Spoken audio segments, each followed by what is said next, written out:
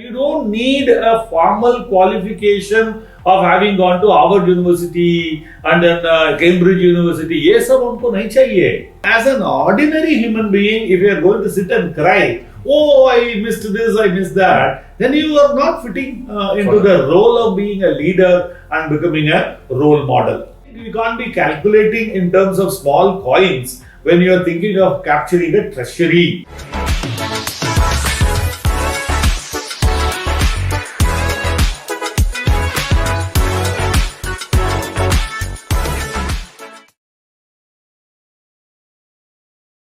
Hello everyone, welcome to this special episode with a very special legendary guest with us today for the episode of Chanakya Unscripted.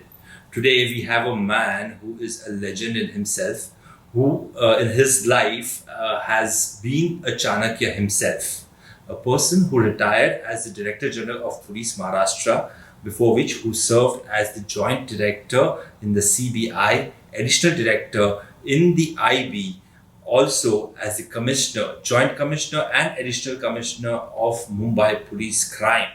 Person who was responsible for breaking the backbone of underworld in Mumbai and making Mumbai one of the safest city in the world. Today we have the Sivanandhan sir with us in his new avatar, in his second role in life, post-retirement, where his emotional sensitiveness is seen with his project on Roti Bag. So we'll be discussing his journey as leader and also his post-retirement engagements in this podcast. So we have Sivanandhan sir. Sir, namaste. Thank you, Pranav. Thank you for having me on your show. All the best to you and to your team. Thank you, sir. It's a pleasure having you, and thank you for sparing this time for us. It's an honor. And sir, our podcast which we are doing are very much focused on the subject of leadership. And none other than you can be a person who can give us more insights into leadership as a subject, because commanding a police force of 3 lakh armed forces, I would say 3 lakh policemen out there, and taking care of law and order, making the city, the country safe.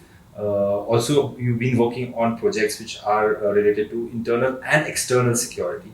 So, we'd like to know from you that by handling all difficult things in life, which we as citizens feel, how does it feel, and what is that leadership quality which is required as an individual? So, Pranav, it is a fantastic question. You have asked 1,000 questions in one line. So, it will be too difficult to unravel, but I would like to start with to say that leaders are not made. Leaders are all not produced. Leaders need not be born in a family of leaders. Like Winston Churchill's son or Alexander's son, he was not married. If he was married, if he had one. Or all those kind of peoples, the generals who left legends behind, their children need not have followed the same footsteps. So that way, my point is, anybody who is born anywhere at the lowest rung of the levels of the society could become a topmost leader. So like the lotus blooms only in mud. It can't be in a porcelain thing, in a fantastic clean Bisleri water, it doesn't survive. It is in a mud only, lotus adds value. So giving a historic example, now that you provoked that, I want to say, Adolf Hitler was only a corporal. He was at the lowest level of the army. So was Julius Caesar, who was a Roman emperor. Adolf Hitler was almost the emperor of the Third Reich. Yes. And also all these guys who have made it to the top were at the bottom most level, and then they went up. Now what is the leadership all about them? True. He is the fire in the belly. So if they have that vision and the passion to match, that I would become this, and this is how I will go and do that, and they have done that. The latest example is our own Honorable Prime Minister Shri Narendra Modi. Allegedly, he was selling tea, and today look at this, the man has achieved the almost impossible thing of becoming one of the most powerful prime ministers in the world, the statesman of the world, and he is rubbing shoulders with Barack Obama or the Donald Trump, Abki Sarkar, Trump Sarkar type of thing. Yes. What an achievement, And what was he? What is his formal education? If your viewers think like that, then they will come up to become the topmost general if they are qualified to join the army, or they would become a topmost statesman of the world, like Shri Narendra Modi has done. And these are admirable qualities people should study.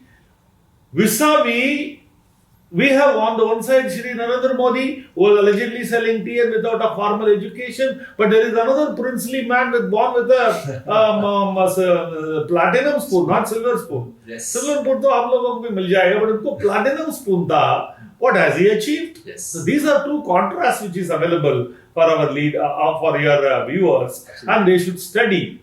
Ultimately, in my opinion, whether to become the IPS officer. Thousands of IPS officers have come and gone. How many people do we remember? So, if you want to make yourself a person who has left a dent in the universe, when you give one punch in the universe, the dent should be there for long enough after you left. Very few people have done in the history of the humankind. Yes. So, if you want to be one, then you should have the fire of the belly. True. So, Chanakya left one. Also, Chandragupta Maurya left one, True. or so many others who have been leaders. Yes. They have left one. In the modern business world, if you ask me, Steve Jobs have left a dent in the universe. Absolutely. So would be Bill Gates, so would be so many others. So Yes. would be our own leaders like Sundar Pichai or Indira Nui or anybody like that. True. So these are the people who have come from humble background, Absolutely. and they remained humble even though they have been most powerful in the avatar, whatever avatar they have done. Yes. But then they have left a legend behind and also a dent in the universe. Absolutely. Sir. For that, my submission to you and to your viewers is that you don't need a formal qualification of having gone to Harvard University and then Cambridge University. ये सब हमको नहीं चाहिए. You need street level education and street level intelligence. The innate intelligence of a villager is far more sharper. I'm sure you heard the story where somebody came by the helicopter, landed and asked a farmer how many sheep are there and things like that. Yes. So that with all that satellite and all that counting, that poor engineer, poor man was counting the dog also as a sheep. So Yes. the farmer used to laugh. So that kind of a story shows that the more you are educated, maybe you are rendering yourself more away from being a top leader. True. Because without a gadget, without calculation, without satellite counting the sheep and the thing, you can't count. True. Whereas our own farmer will know everything by one look. He knows who is missing in the flock. Yes. Who is missing in the flock. Yes. And he needs only a nazar. That is leadership, and that is the kind of thing we should develop. Wow. So this is amazing that one eye view of the leader who just see and know what's happening. He knows the pulse, as we say, of what's happening around and what is happening around. So this fire in the belly which you talk about, the leader should have that fire in the belly which will make him do what he wants to do. However, sometimes this fire in the belly gets hindrances. People get hindered by a lot of surroundings, a lot of things happening around them. And at times they have to sacrifice things. I'm not using the word compromise, I'm using the word sacrifice, because when you leaving something behind for a higher purpose, it is more sacrificial there than being compromising on something. In your life, have you faced such situations where you had to leave behind things for your duty towards the country, towards the people, towards your role? These are all it's like eating cake every day. So when you wear a mantle of doing something, like if you are a general in the army and you are sitting on a horseback and going to win the world, so you are left behind your wife and children, you left behind your kingdom, and you are left behind so many things. In the same way, while being in the police and while you are doing the job, so all those other things are all, they become very ordinary. It's not a super sacrifice or anything like that. But then family, wife, children, relatives getting married, they're getting killed, you're not going to the funeral, things like that have become very ordinary things which you have left behind. But then, having gone to fight with the Naxals in the Naxal area, Yes. you go to Chandrapur, Gadchiroli, where there is no communication, there is no tower, there is no mobile phone, there is no telephone, there is no landline. You go there for 15 days or 17 days, you do your campaign and come back. Who is alive, who is dead, who got married, who produced children, it doesn't become, it becomes immaterial to you. Now, as an ordinary human being, if you are going to sit and cry, oh, I missed this, I missed that, then you are not fitting into the role of being a leader and becoming a role model. So that way, I think we can't be calculating in terms of small coins when you are thinking of capturing a treasury. So being a leader, leading this country like Narendra Modi, he doesn't have a family and he doesn't have all these things, Yes. So as a part of the strategy, if you had gone for some Nawaz Modi's, Pakistani Prime Minister's daughter's marriage or birthday or whatever it is, it was a part of a super strategy. He was doing it for the country. He was not doing it for himself. Yes. So that is how it is. In the same time, he may not have attended thousands of other marriages where his friends, relatives and others would have invited him. So these are part of a larger strategy for a super leader. So if you do that kind of a role, then you should not be calculating small things. I missed this, I missed that and all that. You've got a purpose, you've got a focus, and you're not leaving the focus by turning here, there and all. It is like a super horse, which has got a blinkers there. It has got one direction and it runs in that one direction. So that is for achieving a particular purpose. True. Now, if you say multi-diversity and multifunctional Ashtavadar art things you have to do at one time, I don't know how many will do all those things. You want to climb Mount Everest? You can't be swimming in the Pacific Ocean and trying to climb Mount Everest. No? Mount Everest is Mount Everest.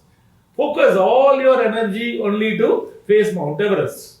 So dedication to the purpose, the determination to in achieve. that, the small things which you miss in life should not be called as a sacrifice. That's my point. Wow. All right.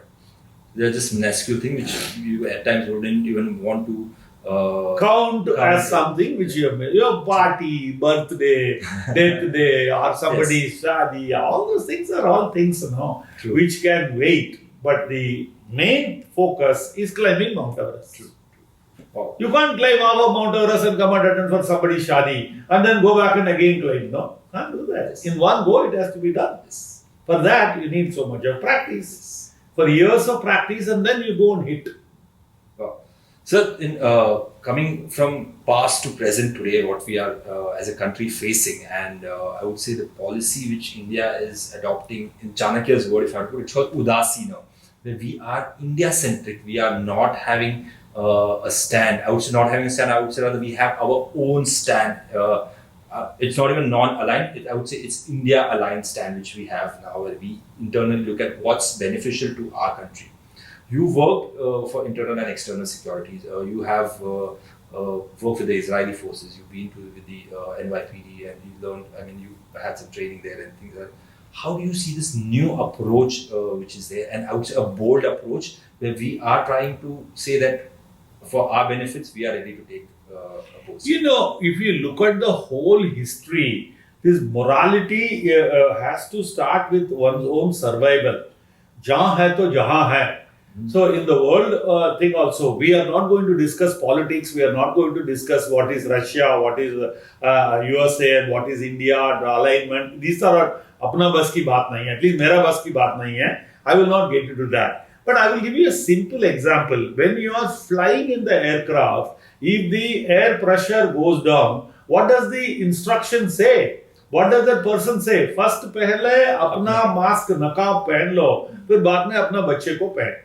So normally as a parent, what is our idea? पहले वो आता है तो अपना बच्चे को save करेंगे, फिर बाद में हम जिंदा हो तो अपने ऊपर डाल. But no, the instruction is that you save yourself first, then you can save the others. True. So in that kind of a situation, if you look at the world geopolitics, it's a small thing. Interdependence today has become so high. So when you say that India is doing all these things, India is doing all those things with the level of interdependence. We are depending upon somebody for our entire armed forces supply. The entire thing is their supply chain if it is broken, then we will not be facing China or anybody like that. True. So our oil has to come. Yes. Germany, for your kind information, two undersea pipelines Yes. are there, Notre Dame 1 and Notre Dame 2. So they are supplying almost 55 billion cubic meters of gas every minute or hour or day, whatever it is. True. It's a huge dependence on somebody, and that comes from Russia avoiding Ukraine and Poland, and that is why this problem is taking Yes. place. But for today, right, for Germany, for them, my supply of gas of 55 billion cubic meter per day or per hour or per minute, whatever, that is much more important than taking aside this NATO, this one, that one, Ukraine and all that. True. So today, all said and done, being Udasi or Udarmand or whatever is the opposites of whatever it is, that comes later. First is our own survival. Yes. We all said and done, China and India would be constituting 35% of the total population. We are 18%, China 17%. Yes. Don't you think we should think that how do we survive and how do we flourish? True. In this, whatever you say, alignment, non-alignment, A and all that doesn't make any. These are all strategists who are sitting there and planning as to how are we today, how are we next 1 year, how are we going to be next 10 years. That's what they're planning. True. So, in this, Chanakya would help, Tiruvalluvar would help, anybody would help as to how keep everybody there. Sun Tzu would help. The same Chinese guy Yes. would say when to hit the enemy and when to withdraw and when to go to hiding and when to become show up and when to show down. All that has been told. So, our country or any other country today is all doing that only. True. The whole thing, if you study, what is the response of USA? What is the response of other countries? Australia, Japan, France, or European Union, all of them are all responding first with the priority of taking care of themselves and then taking care of the others. It's exactly like in the aircraft, putting the gas mask on the on yourself first and then the friends or relatives or whoever it is. True. Precisely in this almost third world war, that what is happening. Save my interests first, Yes. save my border, save my people and all that. So giving another example is Sri Lanka. No gas, no food, no nothing. What the level? Whole Sri Lanka is on fire. Agitations galore. So they have not preserved themselves. So then they are having a problem. In India, we are the biggest wheat growing country. Yes. Because Ukraine is another wheat growing country. We got a fantastic opportunity of giving away millions of tons of wheat. Yes. So every adversity is also an opportunity. for us. Yes. True. True. Fittest survives. Survival of the fittest. Darwin says the Yes. fittest of the Survival of the species will survive. Yes. So in this kind of a chaos, we have to be the fittest to survive. Yes. Otherwise, we will not be there. So fitness, survival, modern day warfare and techniques which we are talking of, we're looking at somewhere where decoupling is happening. Countries are looking for their own survival and their own interest, which is more important. However, the world is somewhere linked to each other because of the digital world. And the digital world in the present day is something which has changed all our lifestyles. Right? Especially things like fintech. In fact, you Tried to study fintech, Yes. I did succeed. Yeah. But modern day crime and in fact policing also is all about digital policing. Now we're looking at having cyber security cells. In fact, we're talking of having cyber armies. So in fact, apart from having Air Force, Navy, and Army, we also have the cyber army, which is there because there's cyber war which take place. In fact, when Russia attacked Ukraine, the first thing happened was all the servers were brought down and this cyber security was in. How do you see this complex world from policing point of view? Is it becoming easier because now that everything can be tracked, or is it becoming a challenge because privacy is becoming a concern? You have packed so many punches in one question. I will only talk about the cyber crime to start with. the world has become a small global village where from any corner anybody can commit a crime without going to this site of crime and also blow up people to pieces in cyber war or do cyber espionage, collect data, privacy, lack of privacy, recording people in their private moments, everything not coming anywhere near the scene of crime. True. So thousands of kilometers away, if somebody is sitting in North Korea, operating in Mauritius, whereas the Bank of Dhaka, Bank of Bangladesh was the target, and their money kept in New York was delivered in Manila, and all happened from a Friday evening to Monday morning, and $83 million have been taken away. Now tell me, who is going to catch whom? So that is the new challenge today. All future crime or all future wars or all future spying, all will be with these cyber capabilities only. All right. Our own homeland, if you take the Bank of Cosmos Bank in Pune, somebody from somewhere, we don't know, this Bangladesh bank also, 6 years, nobody knows who has done that. Yes. And Cosmos Bank also, in 16,000 swipes 2 years before, 80 crores of rupees was taken away in one day. And they gave a gap of 3 days, and again for a few thousand swipes, they took away another 14 crores. The total loss of Cosmos Bank is 94 crores. So if that is the kind of money if a crook is making, why you should take a gun or a knife and cut the neck and have a blood in the hand and leave it all over the wall? True. No need at all. So the future murders will be cyber murders. Future robberies will be also cyber. A war also. You said about the Ukraine war, like you quoted Russians, how they use cyber. In the same way, your Ukraine is repaying to Russia through cyber war only. They got the cheap, this one's pilotless aircraft called, what is it called? The flying machines. Unmanned aircraft. UAVs. UAVs. They bought it at a cheaper rate from Turkey. And they are using devastatingly against the mighty army of the Russians. They blew off the whole oil. They could do anything. They can do anything and everything, and all these things are affordable, cheaper costing. But what is the at play is the cyber technology. So sitting there with a laptop, if we can reach out and switch off the entire electricity of a country, which happened in Mumbai, not once, twice. Recently in one thing, and October 2020. Another for a longer period of time. Yes. If that can happen, and in Russia it has happened, in the USA it happened, some oil pipeline was blown up using cyber technology. If all that can be done, then we have to be aware as to what is the interdependence all about and what is the mutual assistance for preventing such crimes as to happen.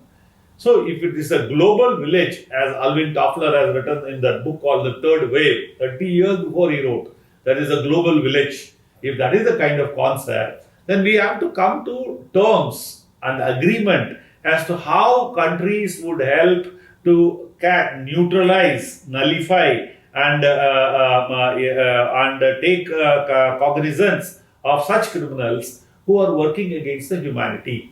If the governments are doing it, for example, China, Pakistan and other countries are all having their own, North Korea, they have their own private army, you mentioned, the cyber army, and they are attacking the enemy all the time, that is another matter. But when it comes to individuals looting banks or looting people or looting various other things, like a Jamtara-like situation, which you have seen in the Netflix. Yes. If some people are going every day looting money from your bank account of innocent people, then the law and order machinery has to mutually assist and quickly solve the matter. So how do you see this getting solved? How do you see this? It is not getting solved. It is becoming more and more complicated. Yes. The other day, a company people came to me and said their entire data has been encrypted by someone, and they are asking for ransom money in bitcoins. Ransomware, yes. Ransomware is playing havoc in Mumbai, is playing havoc everywhere. Now, when you go to the police, they are telling it is done by the Russian mafia, and if they write the FIR and try to detect it, they have to write to the Ministry of External Affairs. And the External Affairs will write to External Affairs of Russia, Kremlin. and then they will write to their crime branch, and then they will. It is called Mutual Legal Assistance Treaty, MLAT. For that you have to meet and then you have to sign. You have to agree that you will help in case of this such kind of thing and all that. For example, bringing your Vijay Mallya or Nirav Modi or Lalit Modi or anybody, it's all under MLAT, Mutual Legal Assistance Treaty. Extra. That is what the MEA, Yes. Ministry of External.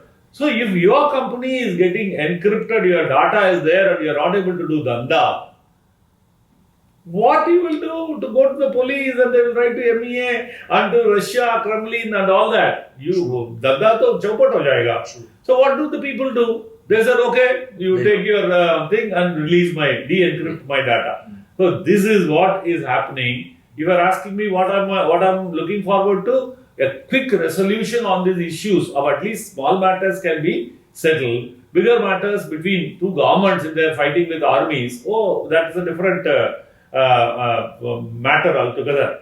But at least they should be able to quickly bring in all the countries together and solve issues which are cropping up in running businesses and various other things. So I'm getting more thoughts and questions because of Ask your as much insights. as you like. The way you are giving You can me cut it inputs. into two and put it into two different things. Sure, Fast. exactly. Yeah.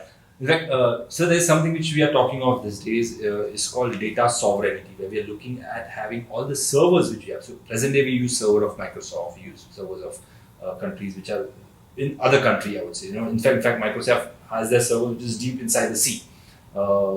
The challenge becomes in times of any dispute with another country. If the servers are shut down, we are in trouble. So we are talking of something called as data sovereignty, where we are trying to build those servers within our physical boundaries at least, so that we have this safety net which is there. However, it's easier said than done because the world is so linked with each other. So this is something like, if I have to tell you from a conventional policing point of view, that a criminal has just crossed the district and gone to the other district, or crossed the border of the state and gone to other state, and now for me to go and catch that man who's just standing across the line, go to the High Court, take permission to go and approach the police from the other state, and then do some kind of an action on them. So this kind of complexity which is there.